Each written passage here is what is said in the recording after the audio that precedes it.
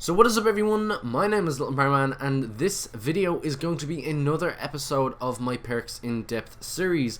And in the last episode we talked about stamina up and went totally in depth and analysed sort of the speed increase and the stamina increase that you get from buying the perk stamina up.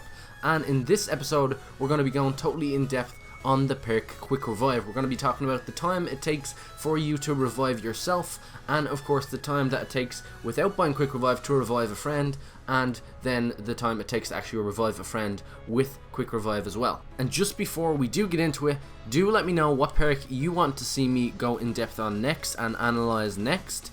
But until then, let's get straight into this video where we are going to talk about the perk Quick Revive. So Quick Revive, I might point out that it actually has two different abilities, and the abilities change whether or not you are playing on solo or whether you are playing with a team. So when you're playing solo, it actually gives you the ability to revive yourself, and when you're playing with friends or with a team, then it gives you the ability to revive them faster.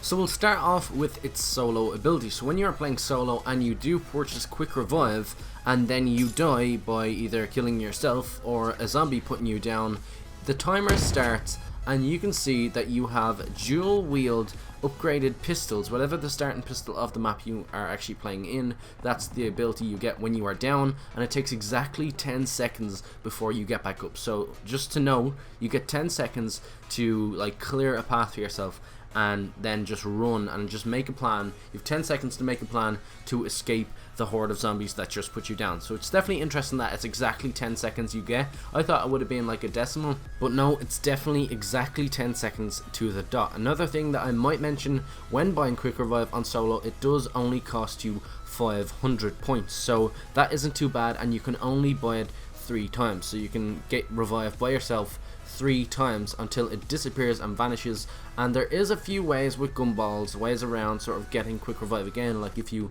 activate a perk-a-cola after this goes, you do get Quick Revive again. So there's ways around this, but if you don't have a perk-a-cola or any other gumballs that allow you to get another perk or anything like that, then you are stuck with only buying this 3 times. And that's pretty much everything you need to know about Quick Revive solo. Now, Quick Revive with a team is slightly different. First of all, its cost is 1,500, which is obviously 3 times the amount you would pay for if you were playing solo, which isn't too bad though, because you do get quite a lot more zombies and then hence quite a lot more points when playing with a team, so it's not too much. And as I said earlier, this gives you the ability to revive your teammates faster. So what we're going to do to measure the increase is measure the amount of time it takes to revive a teammate when you don't have Quick Revive, then measure the amount of time to revive that teammate when you do have Quick Revive. So I started off by measuring the amount of time it takes to revive a teammate when you do not have Quick Revive, and it is exactly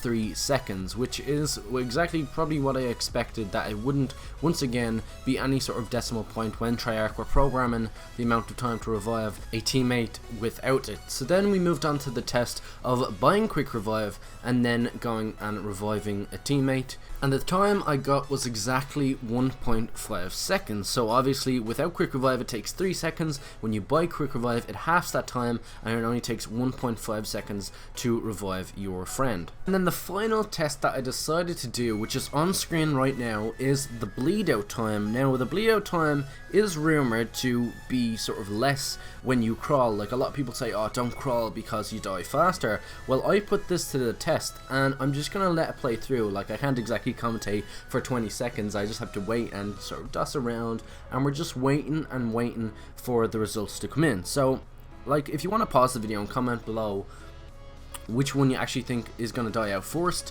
One on the bottom is crawling, the one on the top is just staying the same, and which one drops out first is a surprise.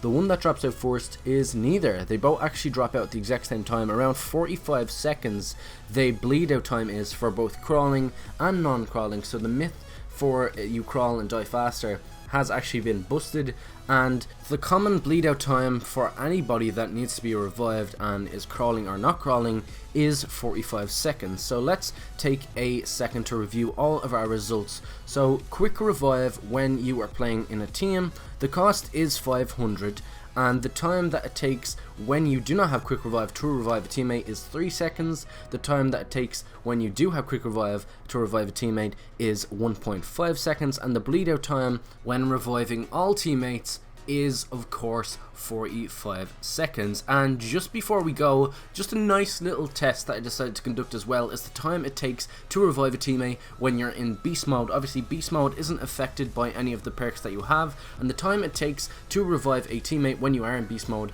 is 0.6 seconds, which works out to be quicker than reviving your teammates whether or not you do have quick revive or you don't. So it's definitely interesting to note that as well. So in conclusion, quick revive is 100% worth buying when playing solo. It does give you a few lives and a few extra chances just in case you mess up a few times. And then coming to quick revive with a team, it's probably not worth buying if you have a number of people on your team and you are all playing on the map of Shadows of Evil or any other map that does have beast mode utilities that you can access, because then you can just hop into beast mode and then run and revive your friend, because obviously when you are in beast mode it does allow you to sprint faster than you would with stamina. So it's definitely interesting to note all of this as well when going into a game of zombies. So that is pretty much it. I hope you all enjoyed. If you learned something, smash that like button and subscribe if you haven't already, and suggest the next perk you think I should go in depth on down in the comment section below. And that is pretty much it. Once again, I hope you all enjoyed. Hope you all have an amazing day. Peace out. Thanks for watching.